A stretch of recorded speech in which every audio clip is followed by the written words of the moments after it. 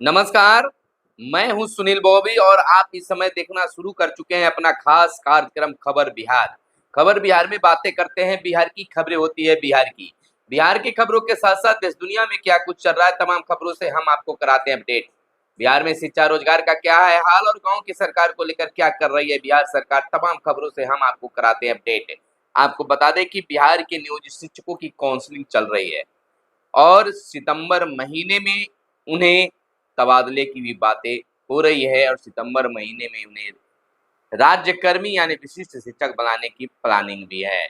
वहीं अब पैक्स अध्यक्षों को सम्मानित किया जाएगा और वार्ड सदस्यों का उनके अधिकार के संबंध में सरकार कोई बड़ा निर्णय लेने जा रही है। फिलहाल वार्ड सदस्यों का आंदोलन जारी है, जैसा कि प्रदेश अध्यक्ष अपने पोस्टों के माध्यम से लोगों को जागृत कर रहे हैं, बता रहे हैं कि अगर हक अधिकार नहीं मिला तो सामूहिक रूप से सभी वार्ड सदस्य अपने पद से इस्तीफा दे देंगे। खैर, इधर अगर कोलकाता वाली बात पर अगर चर्चा कर ले, गैंगरेप पर डॉक्टर के साथ जो हुआ है उस पर अगर कोलकाता वाले गैंगरेप में डॉक्टर ही शामिल पाए गए तो सारे डॉक्टर उस रेप की जिम्मेवारी लेंगे। जहां भी डॉक्टर बलात्कारी होता है वहां यही डॉक्टर समाज को साफ क्यों सुन जाता है।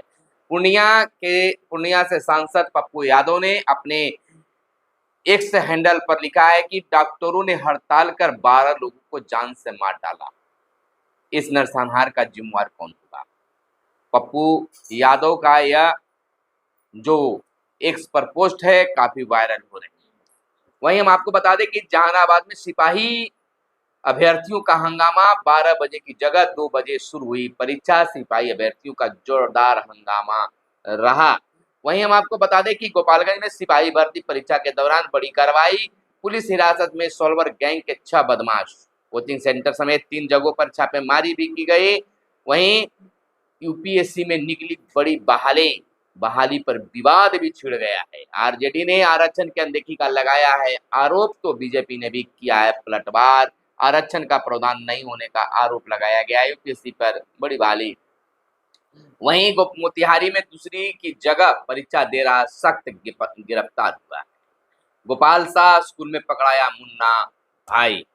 तो सिपाही भर्ती में लगातार चौकन्ना के बाद भी इस तरह के मामले सामने आ रहे हैं। वहीं बीजेपी ने पूर्व केंद्रीय मंत्री आरएलजेपी के प्रमुख पशुपति पारस को बड़ा झटका दिया है। पूर्व विधायक सुनील पांडे और उनके बेटे विशाल प्रशांत बीजेपी में शामिल हो गए हैं। चर्चा है कि पार्टी विशाल को आगामी चुनाव में अपना प्रत्याशी बना सकती है। तो काफी उलटफेर हो रहा है। वहीं एक बड़ी घोषणा हुई है, राजगीर में विश्व स्तरीय खेल पुस्तकालय बनेगा। यानी कि हम आपको बता दें कि राजगीर खेल परिषद में विश्व स्तरीय खेल पुस्तकालय भी बनने जा रहा है, यानी बनेगा। मुख्यमंत्री नीतीश कुमार ने बीते दिन यह घोषणा की है। इससे पहले उन्होंने राजगीर खेल परिषद का निरीक्षण भी किया। इस दौरान उन्होंने इंडोर और आउटडोर स्टेडियम के विभिन्न भागों के साथ अंतरराष्ट्रीय क्रिकेट स्पोर्ट्स एकेडमी और निर्माणाधीन स्टेडियम का भी जायजा लिया। तो यह बिहार के लिए बड़ी सौगात होगी। तो वहीं सक्षमता परीक्षा 2 यानी कि दूसरी सक्षमता परीक्षा आयोजित होने जा रही है 23 तारीख से 26 तारीख तक। एडमिट कार्ड भी निकलना शुरू हो गया है। अब एडमिट कार्ड को निकाल कर अब नियोजित शिक्षक जो है वह प्रखंड कार्यालय यानी प्रखंड संकुल संसाधन केंद्र में जमा करेंगे, यानी कि बीआरसी में वह जमा करेंगे और डीपीओ के यहाँ साइन होकर फिर ना उन्हें वापस दिया जाएगा, तब जाके उन्हें परीक्षा में शामिल होना पड़ेगा। आपको बता दें कि तेजस्वी यादव का एक बड़ा बयान आया है यूपीएससी पर लेकर कि सीधी नियुक्ति में आरक्षण खत्म कर रहा है केंद्र। यूपीएससी का प्रकाशित विज्ञापन जारी कर लगाया है बड़ा आरोप। बता दें कि बिहार के नेता प्रतिपक्ष तेजस्वी प्रसाद यादव ने संघ लोक सेवा आयोग यानी यूपीएससी द्वारा लेटर्स एंट्री के माध्यम से सीधी नियुक्ति में आरक्षण खत्म किए जाने का आरोप लगाया है और कहा है कि केंद्र सरकार बाबा साहेब के लिखे संविधान और आरक्षण के साथ कैसा मजाक एवं खिलवाड़ कर रही है। वहीं बीज उत्पादन के लिए किसानों को मिलेंगे विशेष सहायता। गेहूं, दलहन, तिलहन, आलू बीज के उत्पादन पर जोर है। 75% बीज बाहर से मंगाना पड़ता है अभी बिहार में कुल जरूरत का। इसलिए बता दें कि इसलिए बीज नीति की जरूरत है। आपको बताते चले कि कुमार अग्रवाल यानी कि उनका कहना है कि राज्य में अच्छी क्वालिटी के बीज नहीं होने के कारण बाहर से मंगाए जा रहे हैं। इधर बिहार में इसी साल नई बीज नीति लागू हो जाएगी। इससे गुणवत्तापूर्ण बीज उत्पादन को बढ़ावा मिलेगा, किसानों को उचित कीमत पर अच्छी गुणवत्ता का बीज मिलेगा, उत्पादन भी बेहतर होगा और किसानों की आय बढ़ेगी। जानकारी के मुताबिक कृषि विभाग नई बीज नीति का प्रारूप तैयार कर रहा है। 1 माह के अंदर इसे अंतिम रूप दे दिया जाएगा। तो ये किसानों के लिए खास होगा।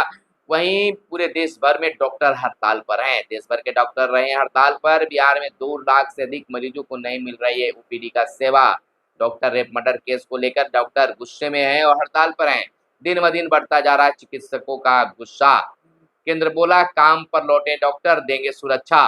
पटना में 70 ऑपरेशन टले, 7,000 से अधिक मरीज बिना इलाज के लौट रहे हैं।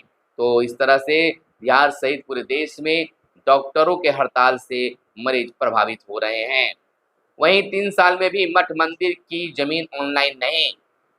21 जिलों ने ही अब तक कराया है, तक दिया है ब्यौरा, वह भी आधा अधूरा। सभी जिलों को इनकी जमीन का ब्यौरा वेबसाइट पर अपलोड करना था। 2021 में ही विधि विभाग ने जारी किया था इससे संबंधित आदेश। यानी 3 साल से अधिक समय में भी मठ मंदिर की जमीन ऑनलाइन नहीं हुई है।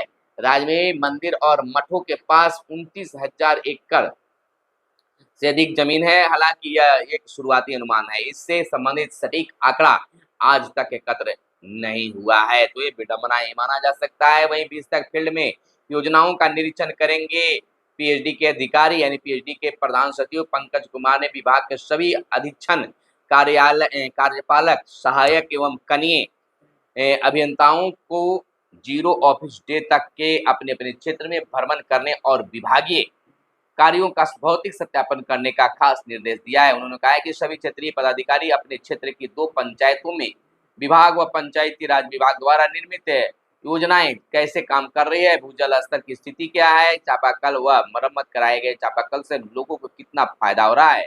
निरीक्षण करने के बाद 20 अगस्त तक विभाग के एमएस पोर्टल पर अपलोड किया जाएगा। 17 अगस्त से 20 अगस्त तक होने वाले निरीक्षण में लगभग 1400 योजनाओं का निरीक्षण करने का लक्ष्य रखा गया है। विभाग के मुताबिक 4 अगस्त से 10 अगस्त तक अधिकारियों ने फील्ड में 3,614 योजनाओं का निरीक्षण किया है। कितना सही कितना गलत है आम लोग जानते हैं। इधर रक्षाबंधन पर महिलाएं सिटी बसों में करेगी मुफ्त यात्रा और रक्षाबंधन के अवसरों पर बिहार के शिक्षकों को मिली है छुट्टी। पिछले रक्षाबंधन में शिक्षकों को स्कूल जाना पड़ा था, तो शिक्षकों में इसको लेकर एक खुशी है। वहीं रक्षाबंधन पर महिलाएं सिटी बसों में करेंगी मुफ्त यात्रा। 6 बजे सुबह से रात्रि 9:30 बजे तक मिलेगी सुविधा। 65% सीटें महिलाओं के लिए आरक्षित रखी गई है। यानी कि पटना यानी बिहार परिवहन विभाग रक्षाबंधन को लेकर लड़कियों एवं महिलाओं को सौगात देने जा रहा है। आज मिलेगा आपको सौगात। रक्षाबंधन के दिन यानी आज सोमवार को महिला यात्रियों के लिए सिटी बस सेवा बिल्कुल मुफ्त होगी। इस बस सफर में सफर करने के लिए उन्हें किसी तरह का कोई शुल्क नहीं देना होगा।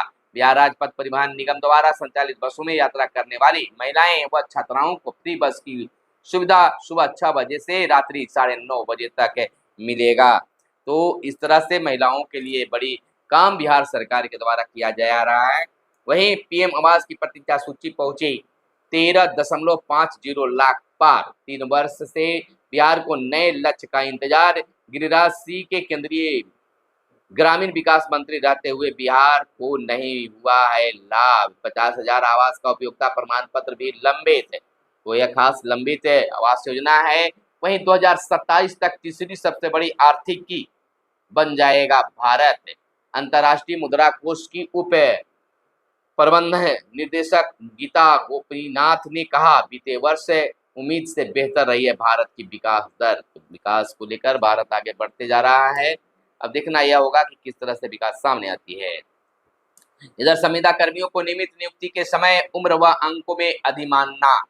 प्रशासन सामान्य प्रशासन विभाग के प्रधान सचिव बी राजेंद्रन का पत्र। अंकों में अधिमानना उनके अनुभव के आधार पर दी जाएगी।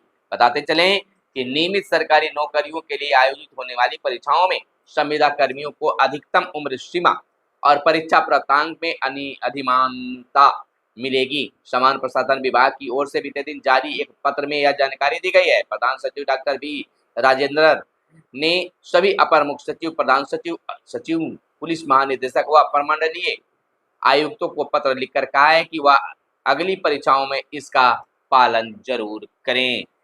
वहीं हम आपको बता दें कि बिहार के 234 प्रखंडों में जल्द खुलेगी सहकारी बैंक की शाखा। नियमों में छूट मांगने का सहकारिता विभाग ने तैयार किया है खास प्रस्ताव। राज्य में अभी 300 प्रखंडों में ही है शाखा, 15 जिलों में केंद्रीय सहकारिता बैंक नहीं है। आपको बता दें कि बिहार में 234 प्रखंडों में सहकारी बैंक की शाखा खुलेगी। सहकारिता विभाग ने आरबीआई से नियमों में ढील की मांग की है। नियमों में छूट के प्रस्ताव केंद्र सरकार को भेजा जा रहा है। सहकारिता मंत्री डॉक्टर प्रेम कुमार ने इसका प्रस्ताव तैयार करने का आदेश विभाग को दिया है। आरबीआई की ओर से इसकी सहमति मिलने के बाद चरणबद्ध तरीके से 234 प्रखंडों में सहकारी बैंक की शाखाएं खुल जाएगी, तो लोगों को काफी सुविधा होगा। बैंकों में साल दर साल बढ़ती गई है एनपीएस की राशि, यह भी जानना होगा। वहीं देश विदेश की 1.25 लाख कंपनियां बिहार के युवाओं को देगी अब रोजगार। कंपनियों ने नेशनल कैरियर पोर्टल पर कराया निबंधन, बेरोजगारों को मिलेगा काम। 1 लाख कंपनियों ने पंजीकरण कराया केवल 2 साल में ही। महाराष्ट्र के लिए सबसे अधिक 5,26,000 कंपनियों ने कराया पंजीयन।